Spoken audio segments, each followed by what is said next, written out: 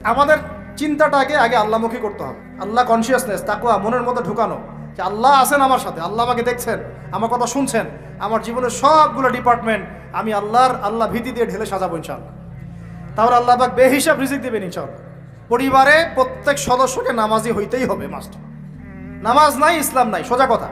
নামাজ নাই ওর ভাত বন্ধ, নামাজ নাই ওর খরচাপাতি দেওয়া বন্ধ, নামাজ নাই আমার ছেলের সাথে আমার কোনো সম্পর্ক নাই, নামাজ নাই আমার মেয়ের সাথে আমার কোনো আতাত পীড়িত নাই, নামাজ নাই আমার স্ত্রীর সাথে আমার কোনো ওঠা বসা চলাফেরা নাই।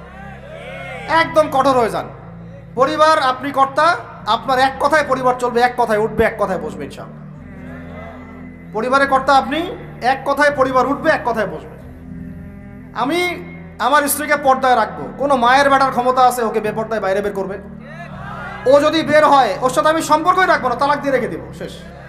শেষ কথা, খালাস, কুল্লু খালাস, এখানে শেষ। একদম সোজা মাসালা, কোনো দরকার নাই। এগুলো করতে গেলে কি হবে জানেন? লায়ে দিতে দিতে দিতে দিতে একদিন দেখবেন যে পরিবার গেছে আল্লাহর থেকে দূরে চলে গেছে। আপনি আর আমি আল্লাহ না করুক দুনিয়াতে নাই, আপনার জন্য দোয়া করারও কোনো মানুষ নাই, এবং আল্লাহর কাছে আপনাকে তারা হিসেব দেওয়া লাগতেছে। কারণ কু আনফুসাকুম ওয়া আহলিকুম নার, আল্লাহ পাক আগেই বলে দিয়েছেন। সূরা তাহরিম খোলেন, 6 নম্বর একটা পড়েন।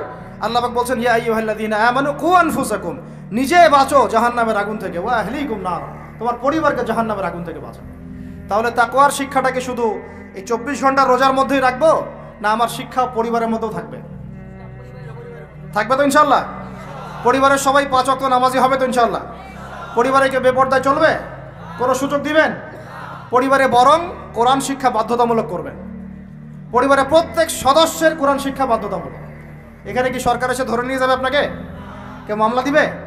পরিবারে বাধ্যতামূলক। আমার পরিবারের মধ্যে কোনো প্রকার ওই বাহিরের সংস্কৃতি চলবে না, ইসলামী সংস্কৃতি চলবে। আমার পরিবারে কোনো রকম ছিটাফোটা রিজিক হারাম ঢুকবে না। সারা দুনিয়ার শয়তানও যদি একসাথে হয়, কোরআনুল কারীমের সূরা ফালাক তেলাওয়াত এর ওজনের সমপরিমাণ হবে না ইনশাআল্লাহ।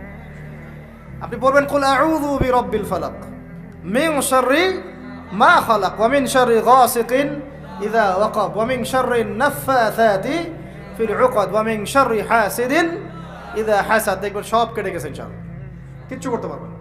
তো বলতে চাচ্ছিলাম, আমরা বাসায় কিছু হাদিয়া আসলে আগে 3 বার জিজ্ঞাসা করে কে পাঠাইছে, কোত্থেকে আসছে। এটা তো বাসায় ছিল না, আমি তো কিনি নাই, আমি তো বাজার করি নাই, কে নিয়ে আসলো? হাদিয়া তোফা নেওয়ার ক্ষেত্রেও সাবধান থাকবেন, হারাম উৎস থেকে যেন হাদিয়া না ঢোকে। আমি মিরপুরের একজন ওস্তাদের কাছে একদিন একটা প্রয়োজনে গিয়েছিলাম। কওমি মাদ্রাসার একজন বড় মুবাল্লিগ আলেম, আমি নাম বলতে যাচ্ছি না, অনেক বড় একজন আলেম। তিনি হজের সফরে গিয়েও বাহির থেকে কোনো খাবার কিনে খান না, সুবহানাল্লাহ। খাবার নিয়ে যায় সাথে করে, আর যদি খেতেই হয় তাহলে ফল খায়। কি খায়? ফলমূল খায়, জুস খায়। যেটা কোনো ধরেন মুরগি বা খাসি বা গরু এগুলো সে খায় না। আমি জিজ্ঞাসা করলাম ওস্তাদ কেন খান না? উনি বলছেন যে আমি তো জানি না এটা আল্লাহর নামে জবাই করা হয়েছে না আল্লাহর নাম ছাড়া জবাই করা হয়েছে। মানুষের তাকওয়ার লেভেল এত উঁচুতে আছে, আমার তো কল্পনাও ছিল না, সুবহানাল্লাহ। আমাকে বলছে আদনান, এইসব না করলে কোনো উপায় আছে এই যুগে বাঁচার? এই যুগে হালাল খাওয়ার কোনো উপায় আছে এগুলো ছাড়া? বেচারা ফল খেয়ে থাকে, তাও জবাই করা বিষয় খাচ্ছে না। বাজারে গিয়ে সরাসরি মুরগি কিনে না, আগে দাঁড়ায় থেকে নিজে জবাই করে নিজের হাতে, তারপরে কিনে নিয়ে আসে। আর এই যে হজের মৌসুমে উমরা দেখবেন যত ওই যে ফাস্টফুড আপনার ব্রয়লার এইটা ওইটা খাওয়াচ্ছে, কে জানে কে জবাই করছে, আল্লাহর নামে নিচে বানায় নাই, জানেন আপনি? তো এইটা একটা সন্দেহের বিষয়। যারা মুত্তাকি মানুষ তারা এইগুলো থেকেও বেঁচে থাকে, সুবহানাল্লাহ। যদি এটা মাসালা নিয়ে ওলামা ইকরামদের মধ্যে ইখতিলাফ আছে।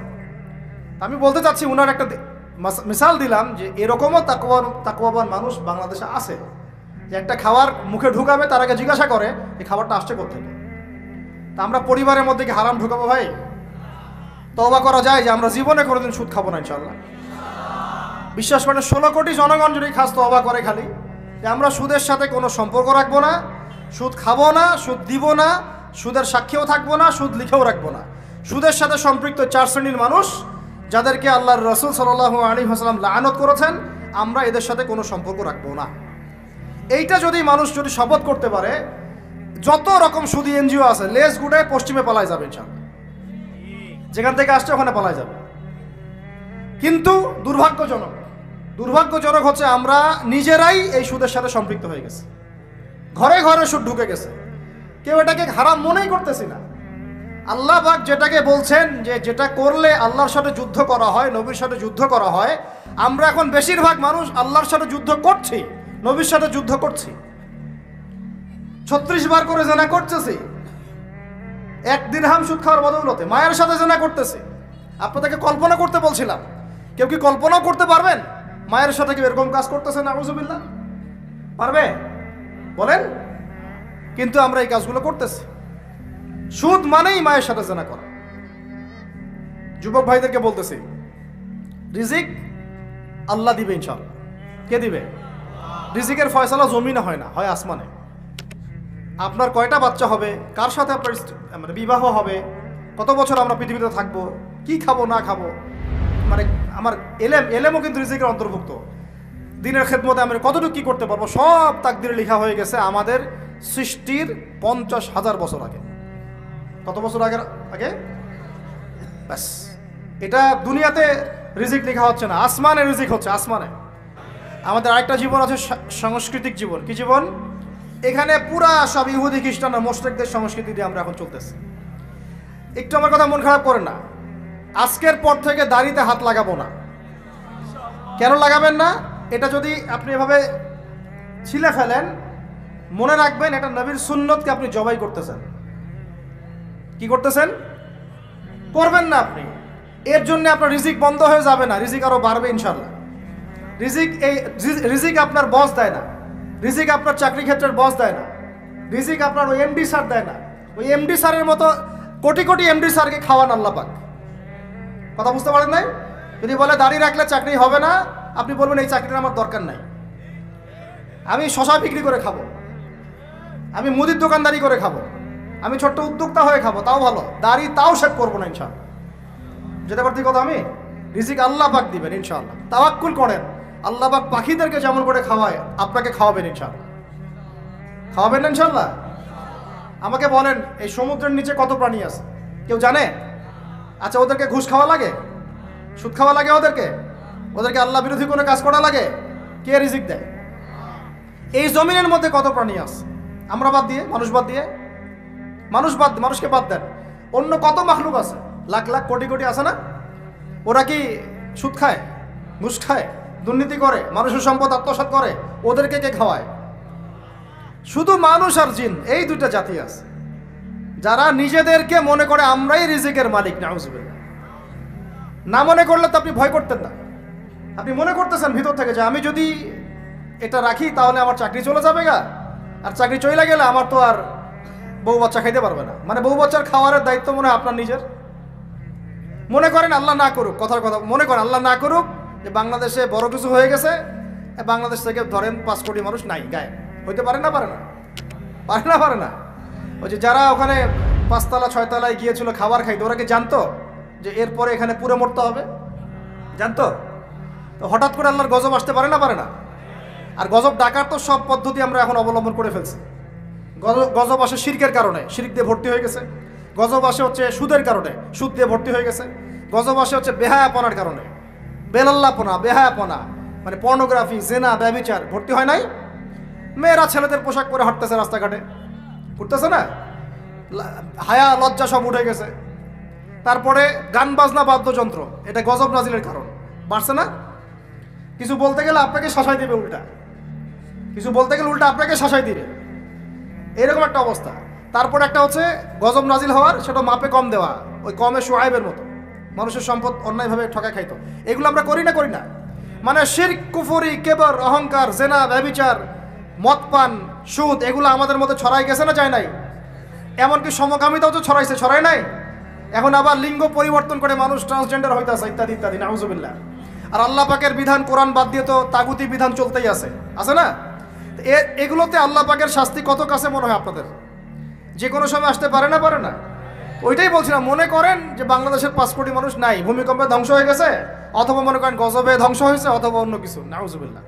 আল্লাহ পাক আমাদেরকে মাফ করেন। আমি এখন ওই 5 কোটি মানুষের পরবর্তী প্রজন্ম, মানে বাল বাচ্চা কাচ্চা যারা আছে, এদের জীবন চক্র থেমে যাবে না চলতে থাকবে?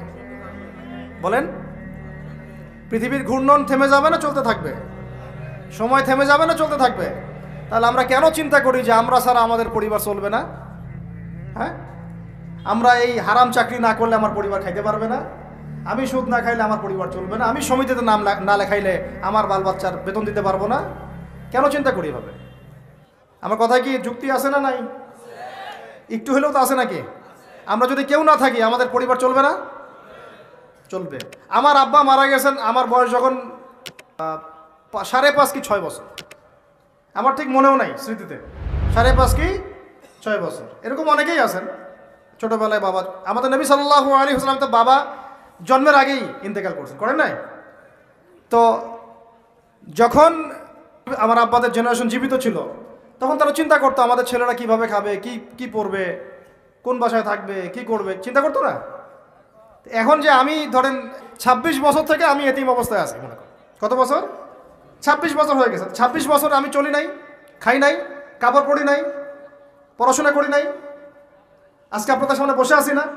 কার এগুলো? কার দেওয়া?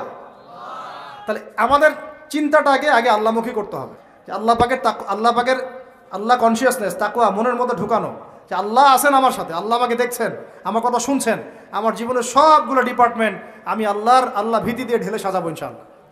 তাহলে আল্লাহ পাক বেহিসাব রিজিক দেবেন ইনশাআল্লাহ।